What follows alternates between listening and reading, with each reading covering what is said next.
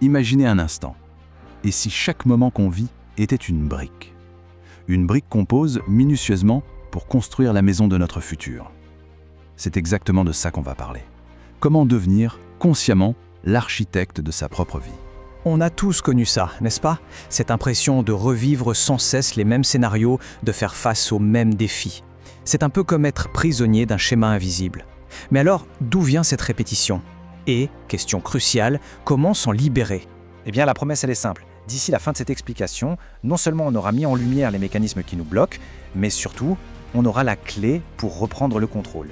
La clé pour enfin créer consciemment un futur différent.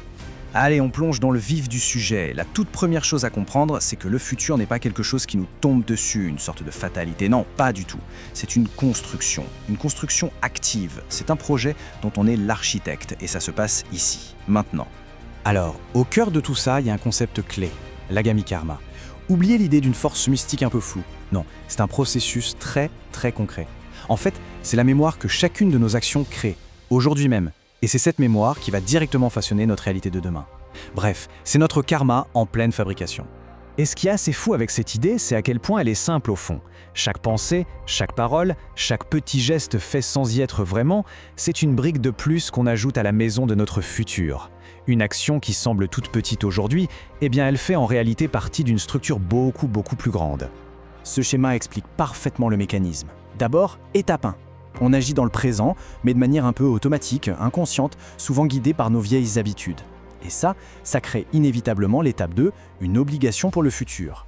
Attention, ce n'est pas une punition, c'est juste une sorte de dette qu'il faudra bien régler un jour ou l'autre.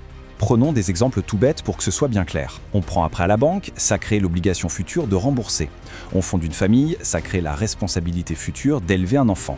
C'est logique en fait. Nos choix d'aujourd'hui, ils dictent littéralement nos actions de demain. La vie nous présentera toujours le moment où il faudra agir en conséquence.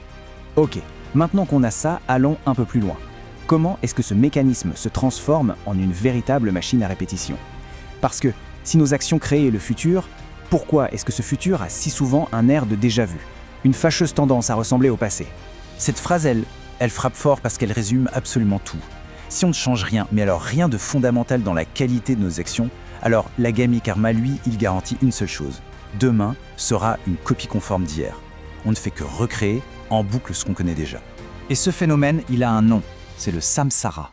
C'est ça le moteur de la répétition. C'est un cycle d'action compulsive, où on est poussé à agir non pas par un vrai choix, mais par la force de nos anciennes mémoires. C'est cette fameuse roue de hamster qui nous maintient coincés dans les mêmes schémas. Bon, alors la solution, où est-elle? Elle est juste là, dans cette distinction fondamentale. D'un côté, on a l'action inconsciente qui est toujours sélective. C'est-à-dire qu'on choisit ce qu'on aime, on rejette ce qu'on n'aime pas, toujours en se basant sur nos souvenirs. Tiens, exemple simple. Dans une discussion, on a tendance à n'écouter que ce qui va dans notre sens, pas vrai? Cette sélection, ça crée de l'attachement et donc du karma. Et de l'autre côté, à l'opposé total, on a l'action consciente.